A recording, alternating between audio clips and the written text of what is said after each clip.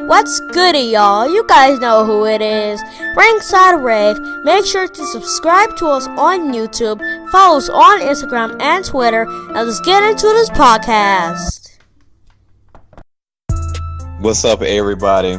Welcome to the Fade Hour, episode 17. I'm your host, as always, Maul. You know, you can find me on social media under the name Brews and Boxing. I'm joined by my usual cast of bandits. I'm gonna go ahead and kick it around the room, and then we're gonna go ahead and recap this Loma fight, touch on some future opponents, mainly Tank Davis and Loma, and also get into the Canelo card that's coming up this week.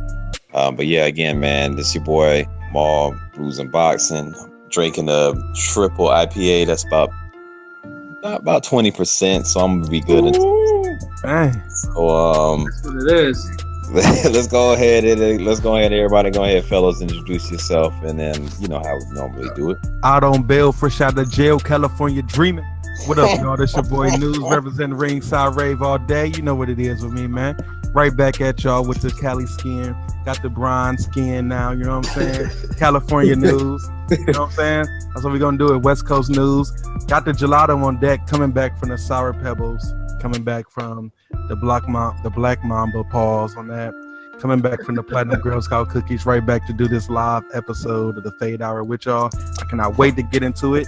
Let's get it. What up, y'all? It's your boy Smoke at Free Smoke Boxing. Definitely repping that Ringside Rave. I got that sour tangy, and that's a sativa, so I will be with you guys all evening.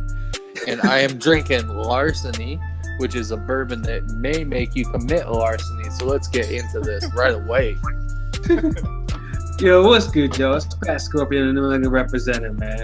And as usual, you know, I'm sitting here, you know, with my my glass of wine. I can't really pronounce the name of it. It's somewhere in my cabinet, but it's wine, so I'm pretty sure it'll have me, you know, have me lit as usual.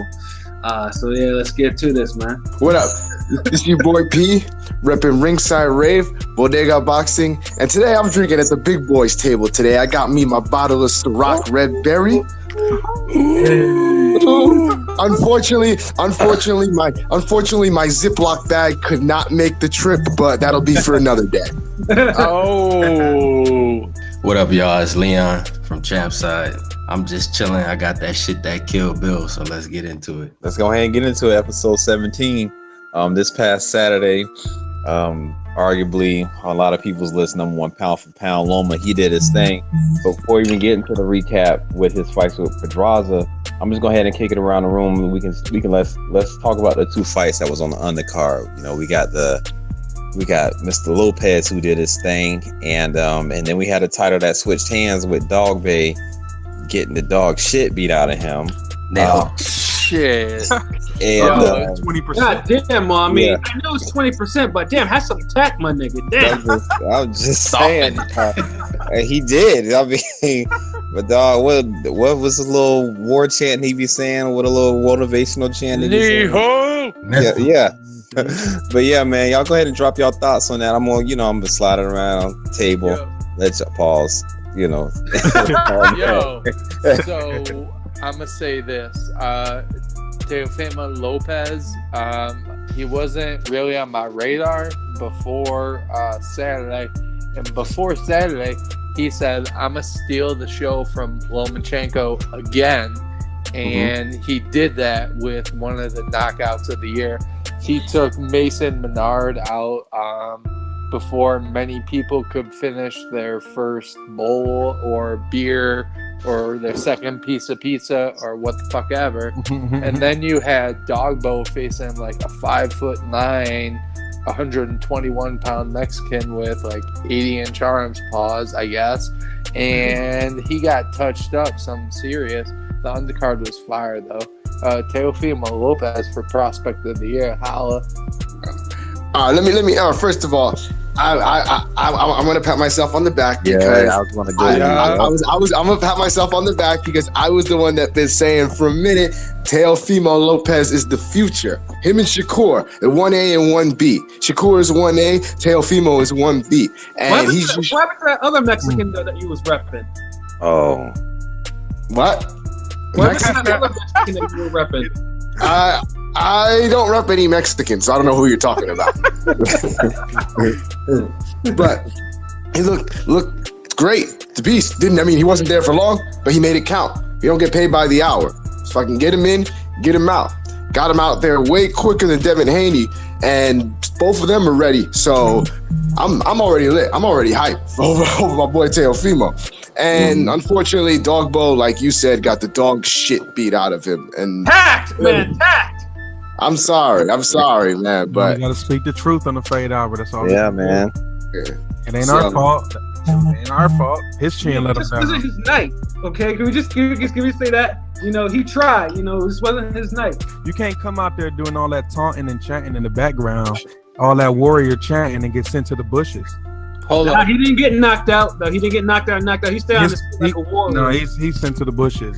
He actually should have. He should have gotten. You can't lose. He should have gotten knocked out if he was gonna get beat up like that. Yeah, my dog. Yeah,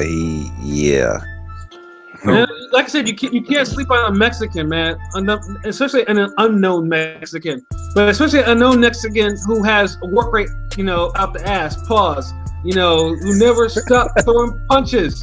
It wasn't necessarily that. I mean, the dude had significant length. Pause. And Dogbo's like 5'2". Yeah, exactly. And unfortunately, his punch was not hard enough to dissuade the Mexican to this, Navarrete. Yeah, to move forward on him. Man, don't forget he was all up in dude's face at the final weigh-in, all that Nejo stuff. Come on, you can't do all that. That's what I'm saying. At the end of the day, you can't do all that. You can't do all that chanting, all these war cries, and all that. Well, and take the L. It's over. I'm gonna say this. I think his trainer could be improved because how old is he? 24. Yeah. He's a young dude, and you could tell he couldn't adapt because if he threw the left hook that knocks everyone that's like 5'5" out to the body, he would have had dude in serious trouble. The one time that he decided to go with the overhand right to the head, he actually knocked him down, and it was incorrectly called a slip. Mm-hmm. But Leon, then he got his ass beat. Leon, you got some thoughts on it? To see if it, Yeah, I mean, like P said, I mean, I've been up on Teofimo. I met him in New Orleans. He was competing with Regis to try to steal the show. I mean, in the press conference, he was turned up. During the fights, he was turned up. At the weigh-in, he was turned up. So he brings a lot of energy. And I did ask him about Devin Haney because at that time I knew that they was, they had went back and forth. And apparently they say that Teofimo stopped Devin Haney and he made him quit in like 6 rounds of sparring at the Mayweather gym.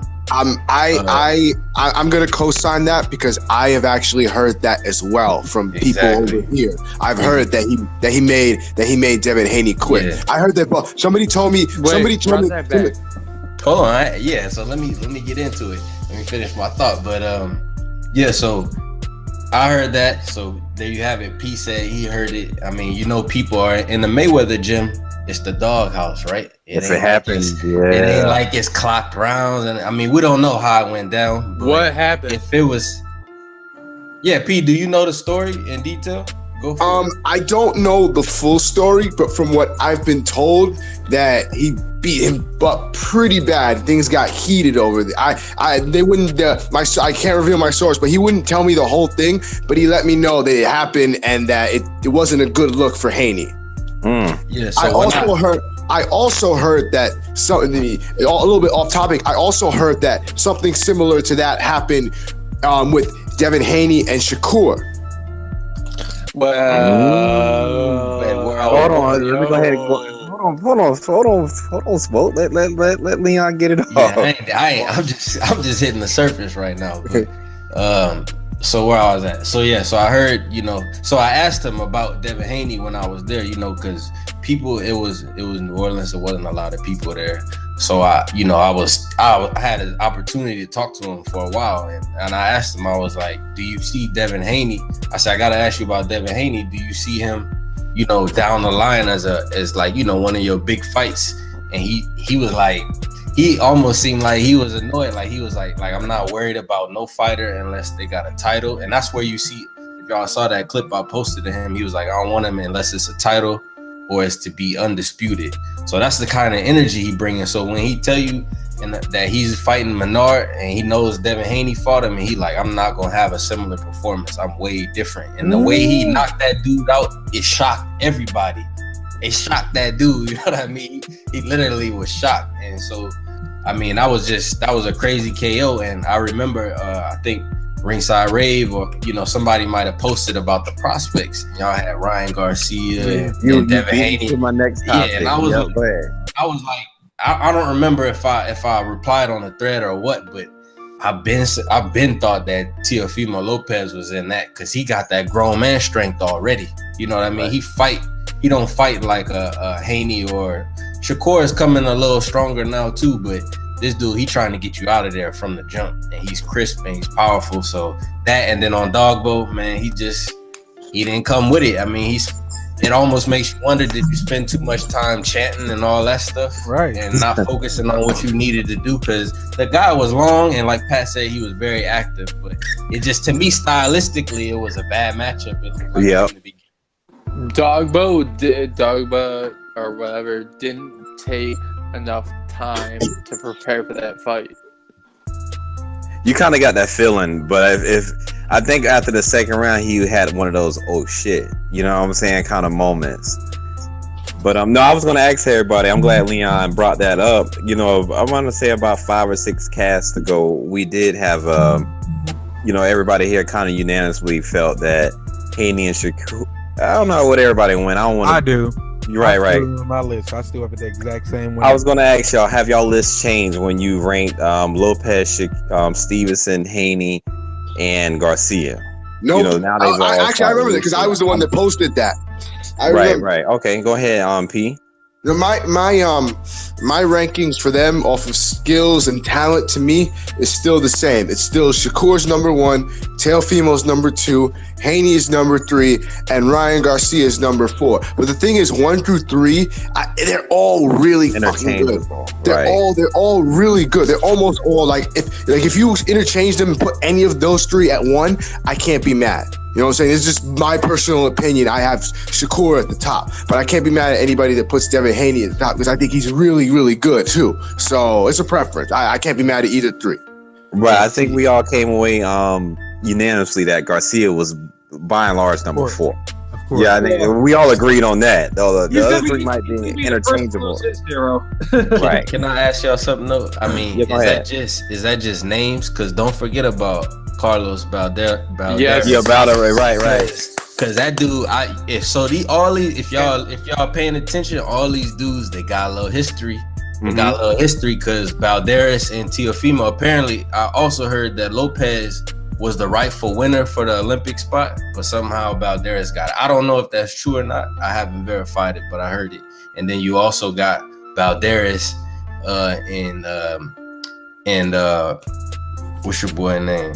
Balderas and Teofimo, Balderas and Ryan Garcia. My bad, Ryan Garcia. Yeah. Teofimo and Rolly rolled up on Ryan Garcia as well. So it's a lot of shit going on. So I don't have Balderas up there because I think we said we just needed a little bit more, right? I need to see more. I need to see more of Balderas before I can. No disrespect. I'm not ready. He's only 6 in. He's only 6 in. Yo. So I can't just put him up there with Teofimo Lopez. You know what I mean? 6 fights in this to his career. We feel he will be up there, but yeah, right. To have the proper respect. Yeah. So Leon knows, and all y'all know that I'm a Balderas fan, and I will say that he is at 5 looking in. But he has the ability to be up there with Teofimo. It's just he hasn't fought recently.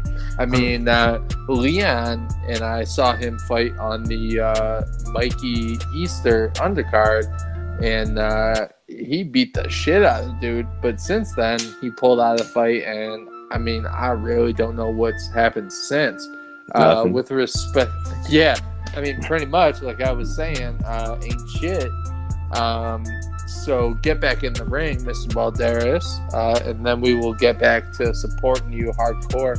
But Teofimo Lopez went way up on my prospect rankings, like all the way to 1B. I've put Devin Haney and Shakur Stevenson as the top two. I don't look at knockouts to determine fighters. I need to see Devin Haney versus Teofimo Lopez, but I'm going to put Devin Haney above him because I think Devin Haney has more room to grow in his skill set and what I see him doing with what I see Teofimo Lopez doing.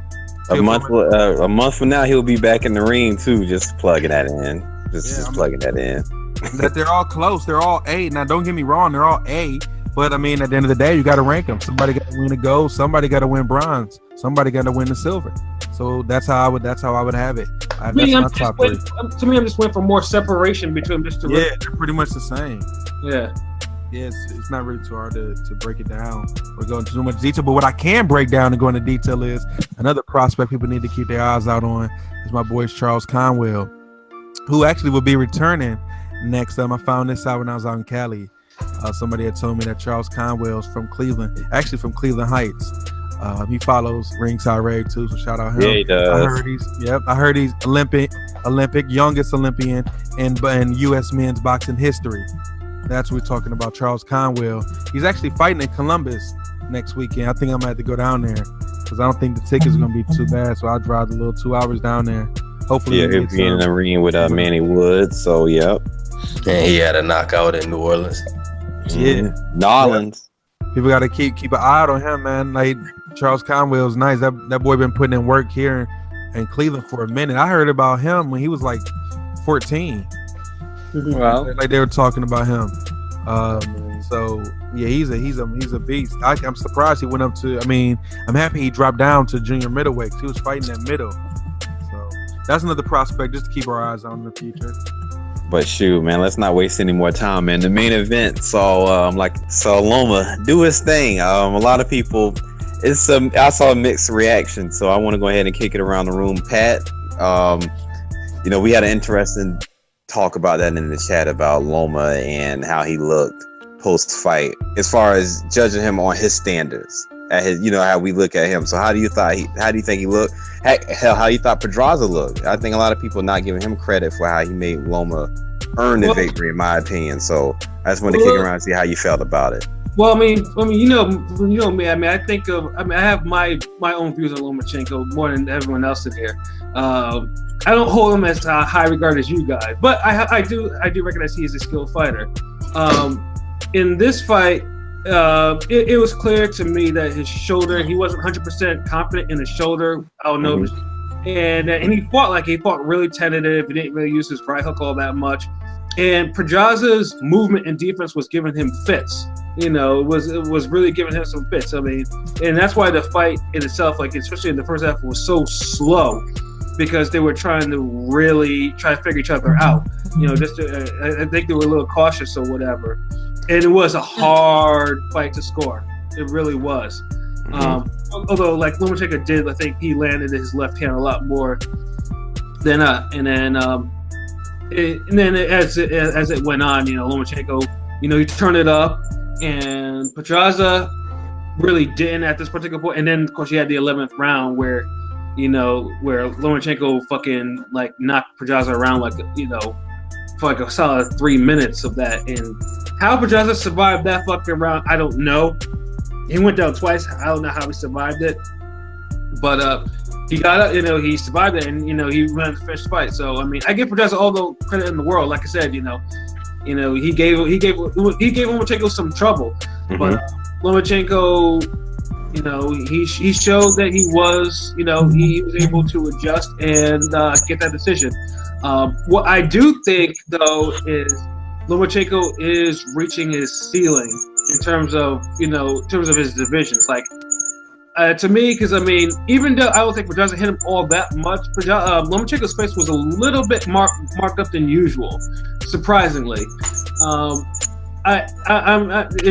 just that whole performance just has me thinking that 135 is his limit, and he really shouldn't go any higher than that. And And he may, he probably should go down back to 130 or whatever, unless he's just, he wants to tough it out and see how far he can actually take this at 135. But I mean, that's just my opinion. Man, Loma didn't even want to move up. He didn't even have to move up. Everybody demanded he move up because everybody was ducking him. I'm gonna make sure we keep that out there. That Loma was already at 126. Nobody wanted no work with him. Loma was already at 130. Nobody wanted no work with him. Loma had to move up to 135. Who was there to work with him? Anybody that had the other champions, Smoke. The other champions. He didn't want no work. He called them out. Come on, man. Come on. He called them out. Secondly, what we're talking about here, with Loma, he won the fight. He unified the championship. This is 13 professional fight, 4-time champion, 3 division champion. He's a monster. A beast, number 1 pound for pound fighter in the world. Ooh. At the end of the day, pump your brakes and drive slow. I mean, unless you have a valid argument as to why he wouldn't be. At the end of the day, every fighter don't go into every fight and fight champions who are bigger than you, who are much naturally larger than you, and come out unmarked every single fight. I mean, it is what it is. Mikey Garcia does. Man, Mikey Garcia ain't even fought Loma's competition. So we're not going to talk about Mikey Garcia. We don't talk about Loma. I'm just saying. Loma on his fight, he went out here. He did have a competitive fight with Pedraza. He did get marked up, but at the end of the day, like I said, he brought back another championship back to the Ukrainian Dream Team. 4-time champion, 13 fights, 4-time champion, 3 division weight champion, number 1 pound for pound fighter in the world. Show me any fighter in the world that's fought a resume that Loma's fought in their first 13. We can talk about it. If not, we can't talk about his pound for pound status. We can talk about the fight. It was more competitive than what we want, because everybody expects Loma to go out there in Matrix and make him quit like he did Rigondeaux, make him quit like he did Nicholas Walters, make him quit. That's what Loma does. So he's fighting at the Michael Jordan. He's playing against Michael Jordan. He's playing against Ghost. You can't even compare Lomachenko to everybody else because you're looking at him to dominate everybody he's fighting without getting marked up. He got knocked down one time against Linares, and everybody went, oh my God. He forgot that he was moving up to fight Linares, who was the champion for 13 years? And then stopped him. Newzz, how did you think Pedraza looked on the other end? Pedraza has skills. He's not the best fighter. Pedraza's if anything, Pedraza is like a B plus fighter. Solid B fighter. Yeah, he's not a bad fighter at all. He's not a great fighter. But Pedraza B-. He's a good. But Leon, what you think, man? I mean, I think Pat alluded to it with the shoulder injury. I think he was a little more hesitant and a little more patient. But I mean, I like Loma. I think he's an entertaining fighter. And in the 11th round, I mean, yeah, he threw 42 shots. He didn't stop him, but I mean, it was exciting to watch. Like I said in the chat, a top fighter just let their hands go, and that's kind of what we want to see. We want to see that. I mean, I don't put that much into this fight because I mean I feel like fighters have off nights where they don't look their best, or maybe a style makes that not so good for them. But I think it was just a combination of things. But I understand why people giving them that heat, because if you say you number 1, then you gotta look like number 1 when you step in the ring. Yes, sir. So, I mean, everybody gonna have their opinions, but he clearly won the fight. So it's like, doesn't matter. He fought with an injury, and then if you watched it, Andre Ward said, and I'm sure some doctors could tell you, he said that you need 12 months to heal from a shoulder injury or a shoulder surgery. So, I mean, if that was Keith Thurman or somebody, you wouldn't see them jumping in the ring, Jose Pedraza at that. I'm gonna let that one slide. I had to, man. That was just it was bro, you set your own. You threw it off the backboard to yourself with that one, dog. And Loma's an aggressive fighter. That's another thing. When was his last fight? Who? Loma's last fight? Yeah. That was against Linares. Linares, yeah. That was in March, yeah.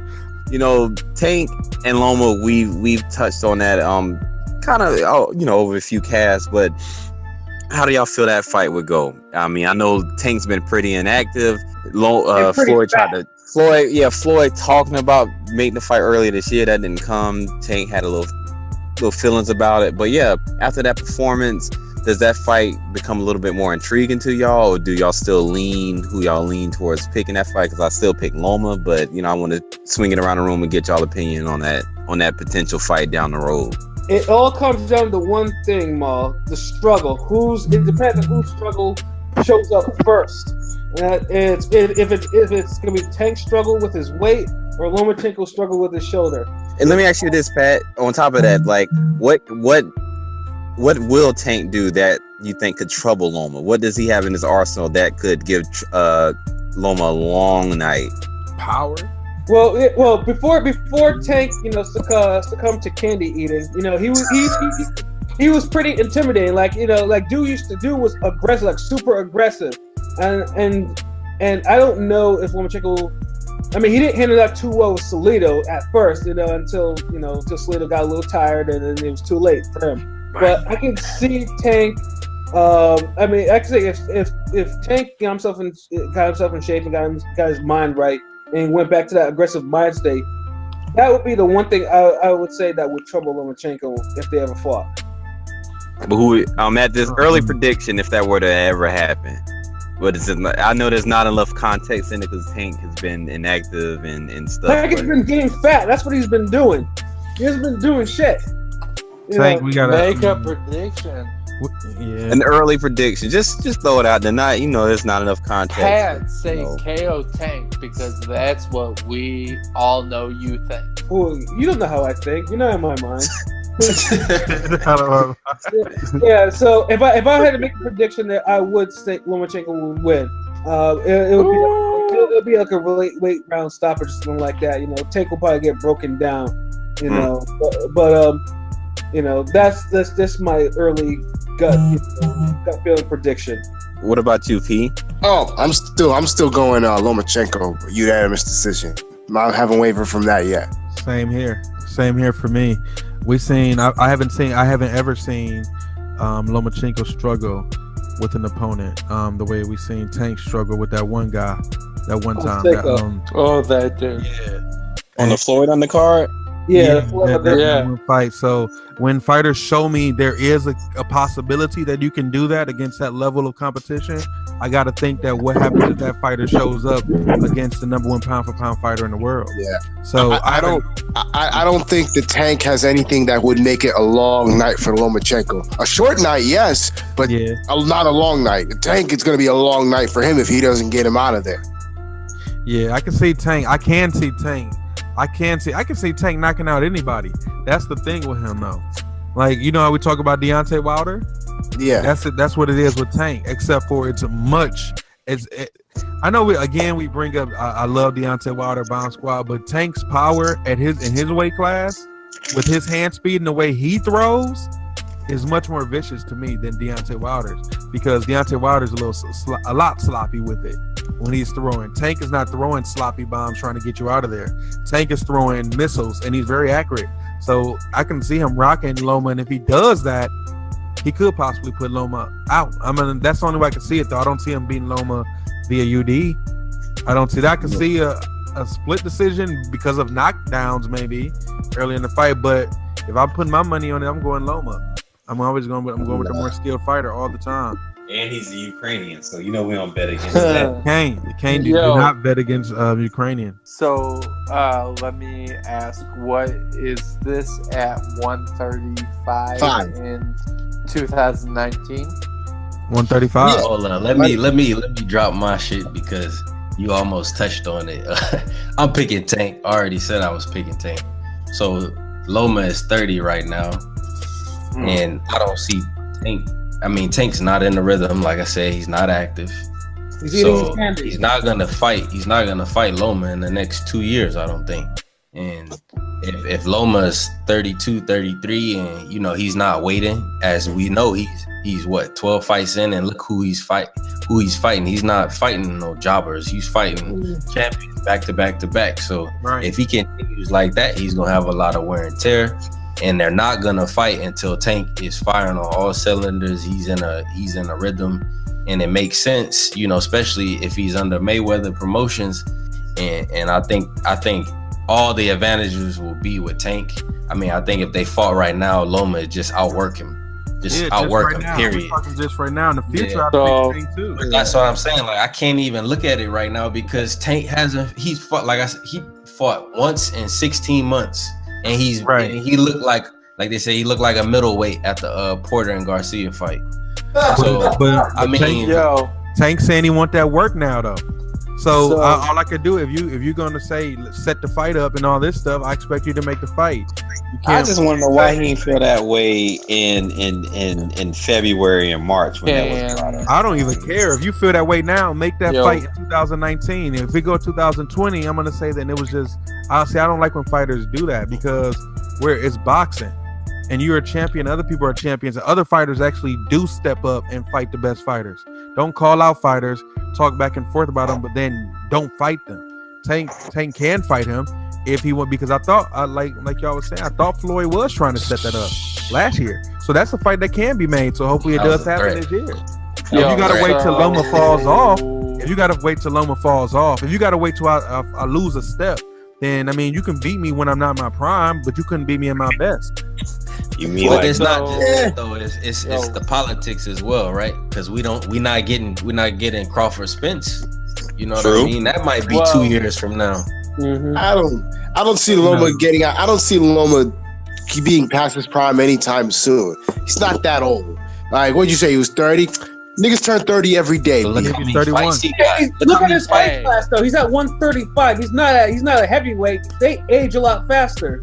Yeah, and he's at his max weight.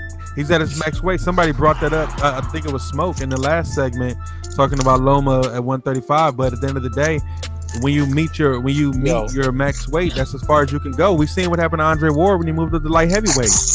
So I'm gonna say this, and it is no disrespect to Lomachenko, because Lomachenko is a fucking beast. When Tank gets to 135, which I think will happen at the end of 2019, if he fought Lomachenko then, it would either be a KO by Tank or a split decision going either way. So that sounds a little flaky, like, yo, Smoke, you're not making you're on the fence. Yo, but it ain't like that. Tank could KO Loma easily because Loma has these little flaws. Very, very, very tiny flaws. Like, he backs up, whether it's straight or with an angle, with his hands down. He also, when he throws the jab, let alone a double jab, he doesn't always bring it back. So Tank's money punch being the right uppercut or left cross, let alone doubling them, and then facing a southpaw like Lomachenko, if Tank fought whoever Mares that he's fighting, I don't know, December, January, or whatever, then fought another middle of the road guy in June, then fought Lomachenko in 2019 December, no Mikey Garcia being spoke of, I think that Tank would take it because he's shifty, he's quick, he has power. Beyond all that, when he's engaged in a fight, he has that heart to him, and he has a destructive force, like almost like someone was saying about Wilder, or even more like a Mike Tyson. When he gets that look in his eyes, like, yo, I'm gonna fuck you up, he does it.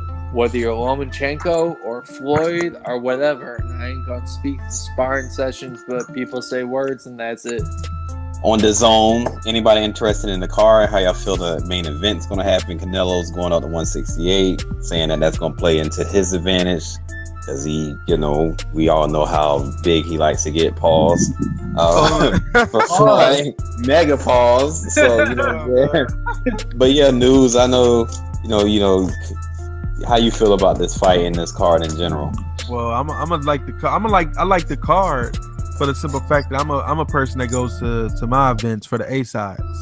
I mean, some people go for matchups. I go for the A sides. So if I was able to go to that, if I was in New York City and I was able to go to a fight and I could see Tevin Farmer outskill somebody and possibly stop him. David Lemieux sent somebody's equilibrium into the bushes, and then Canelo go and win his go get the championship at 168. And I know people saying, well, it's not a real championship. Listen, man, it's a WBA championship. It's the same belt that Manny Pacquiao got right now at 147. It's the exact same belt that Rocky Fielding has. What about when Lucas held that? Lucas had that.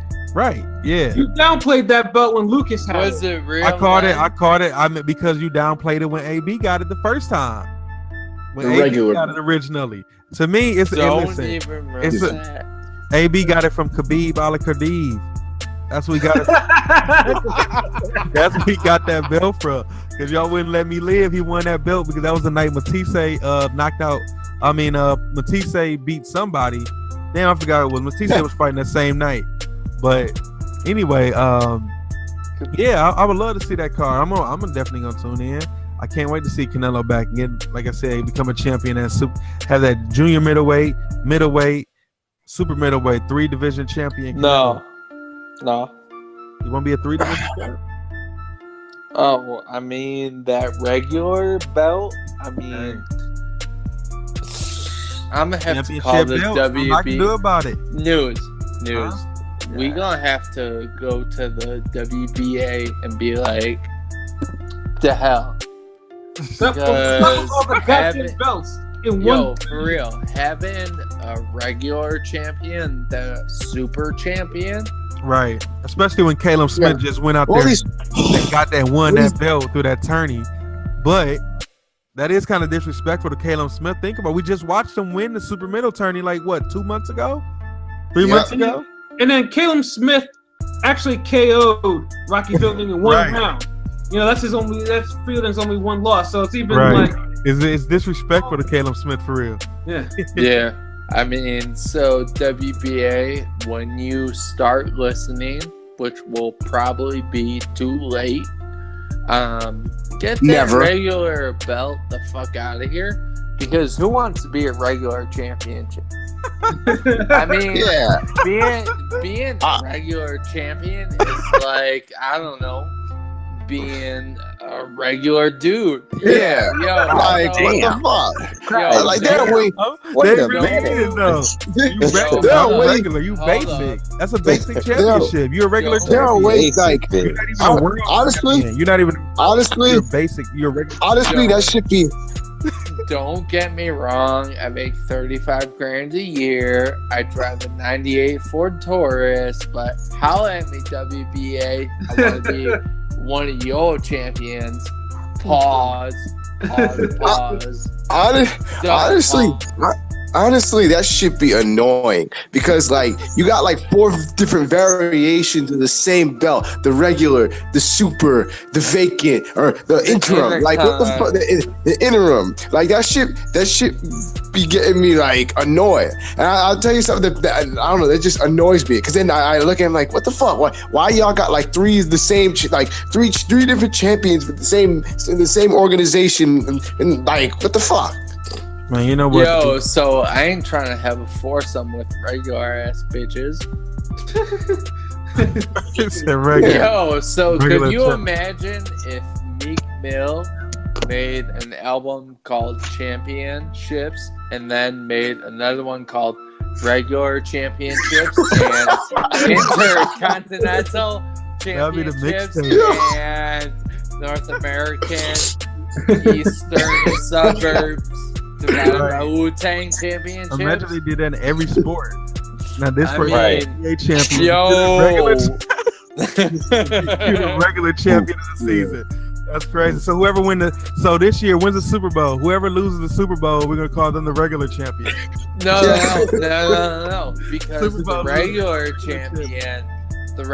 champion had the best record in the regular season. Exactly. Okay, and we can call the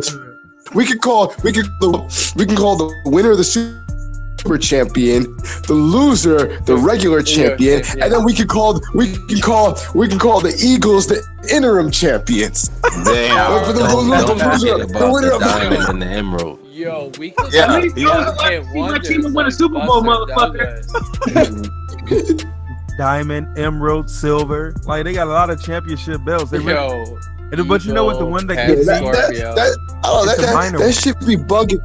That should be bugging me out because, like, especially when I have the picture. Get a picture with, shout out to Jamal Charlo, but like I taking a picture with him and he's got his belt on, the WBC belt. I'm like, oh, I like that belt. And then I'm like thinking, wait a minute, you're not even the real fucking champion. What the fuck? Why are you carrying around the belt? You're gonna make people think you're the actual champion. So P, what version of that WBC belt did Charlo have? He's the interim. Okay, so it's like if he gets lucky and he works 40 hours a day as a coffee boy, he might get to fight Canelo. He deserves it. If anybody deserves the interim championship, it'll be Charlo. He should proudly wave his around because they don't want GGG or Canelo want no work with him. And I've been saying that since Jamal Charlo been at 154. They didn't want no work. Smith. And I'm a huge Canelo fan. I've been saying they never want no work with Jamal Charlo. Kirkland. They don't want Andre. They'll pick anybody else. They never say Jamal Charlo. They want no work with Jamal. So if you did, his interim championship belt is legit for me. He deserved it because he got it because he's the mandatory. He's the mandatory. That's essentially what he is. You know that Canelo, and I'm a minor Canelo fan because he has kind of like tendencies. Canelo wouldn't fight Big Charlo unless he got like, I don't know, 96 million. That's a weird number. I don't know. All this Canelo talk is making me mad because I remember me that I missed him at my job. He was at my job and I fucking just missed him. Canelo. Because I was in the locker room and somebody was like talking about, oh, boxer, he's not that like, then they're talking boxing. I'm like, wait, who are you talking about? It's not that big. It's like, oh, Canelo. I'm like, what? And they're like, oh yeah, he's upstairs doing some promotion. So I'm like, I take my shit and run out. And fucking I get there, it was like, oh, you're looking for, yeah, you just missed. I'm like, fuck. I was like, what the hell is he doing here? I guess I didn't realize that. I found out he was doing some promotion for Hennessy. Oh, that's what I'm drinking right now. Yeah, they have a Henny. They have a Henny booth at my job where they have people selling Henny. And so, like, he went there to promote it. And I noticed it, like, if I would have looked at my Twitter, I probably would have been able to catch him because I follow the Hennessy app, and the Hennessy app had Canelo there. It's like, oh, Canelo's at Grand Central promoting Hennessy. And I missed that. So I didn't see it until after he left. Like, fuck. Yo, so I'm going to say this. So Canelo promotes Hennessy and vice versa. And that is literally the only time that we have seen Pat say, I won't drink Henny. Henny White, Henny Pat. No, none of that. You know what? We absolutely have not talked about the actual goddamn fight. It ain't even really nothing to talk about. Because exactly. That's the funny fight. That's the funny part about it. That's the funny part about it. I was like, we don't give a fuck about the fight. Everyone knows. Like,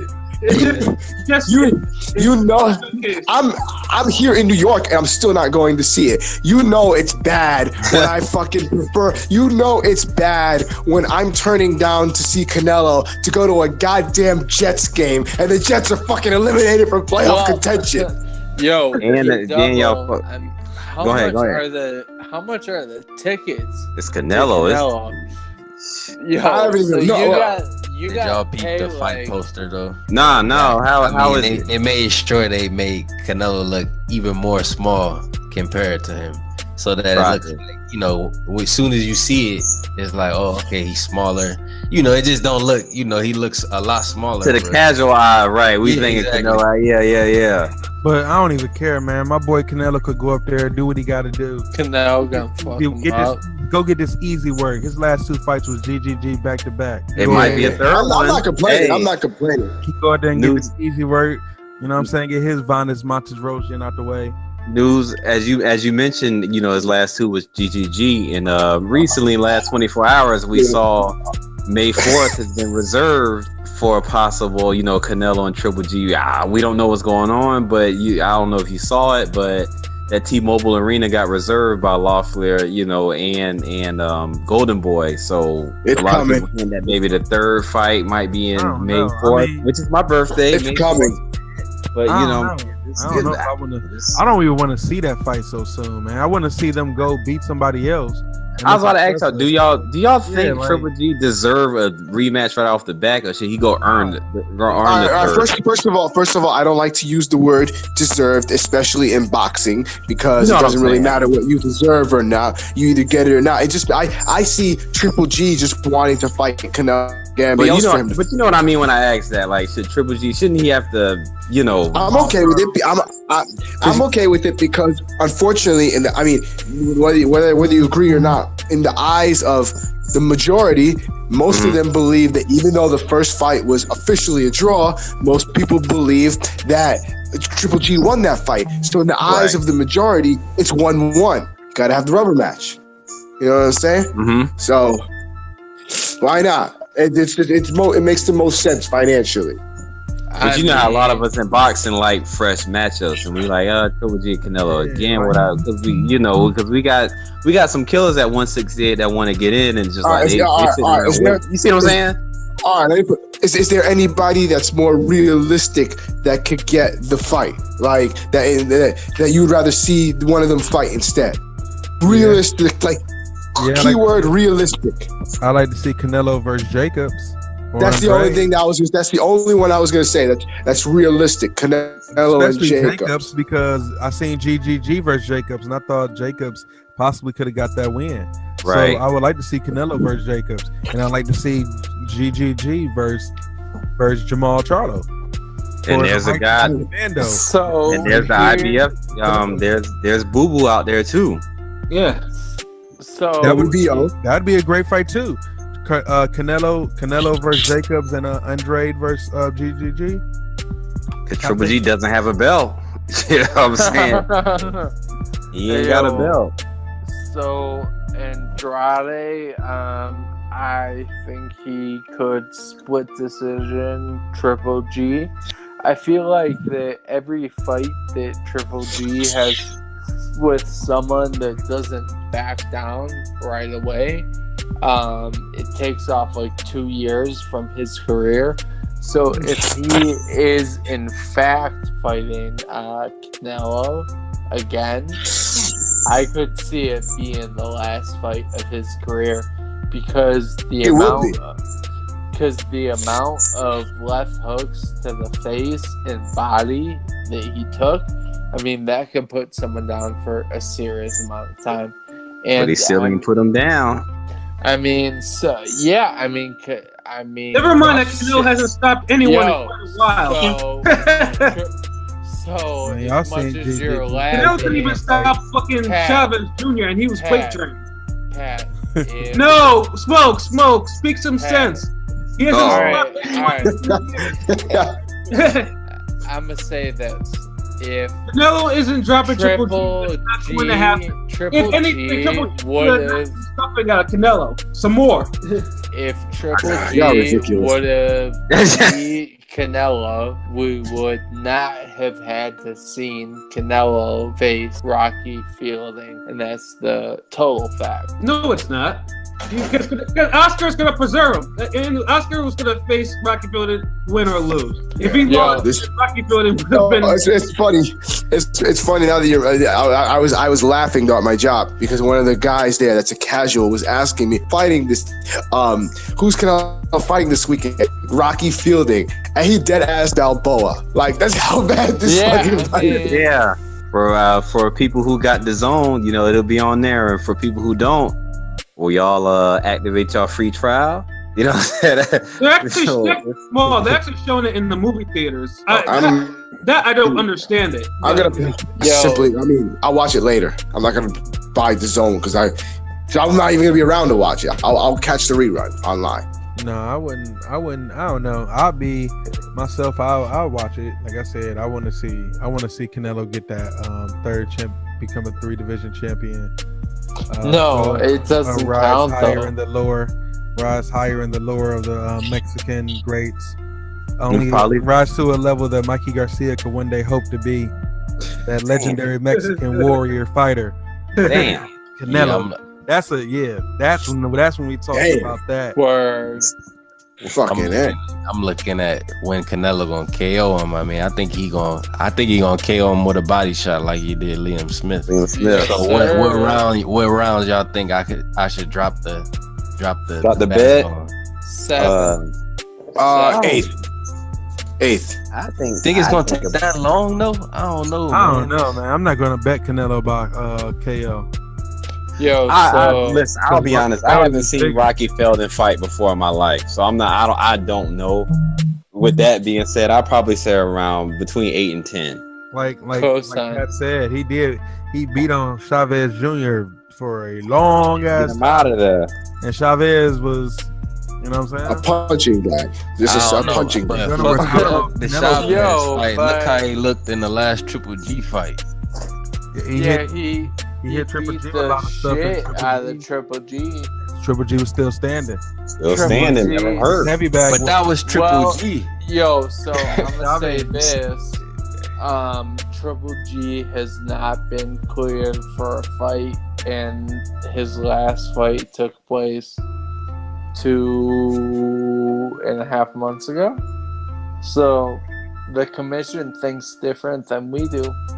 But I think that's because he's not trying to angle for a fight yet. You know what I mean? Once he submits for a fight, he'll get cleared.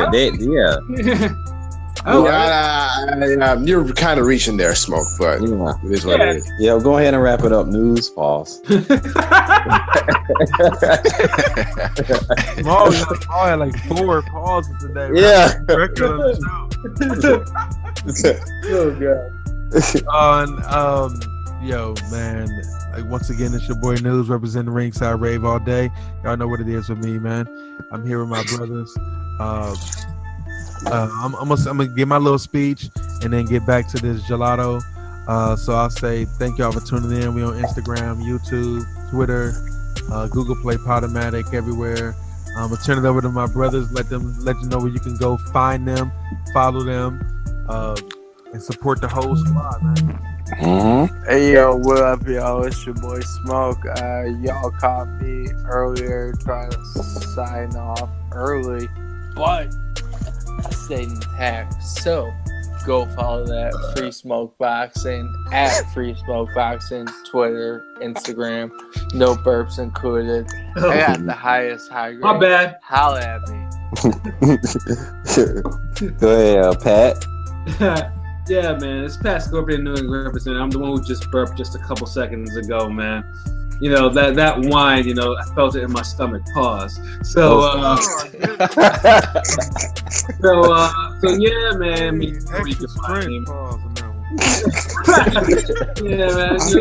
Like I said, man, if you know it, bro, just type in Pat, you know, and then autofill in the Scorpio, man. Pause. Nigga, that's not pause shit, nigga.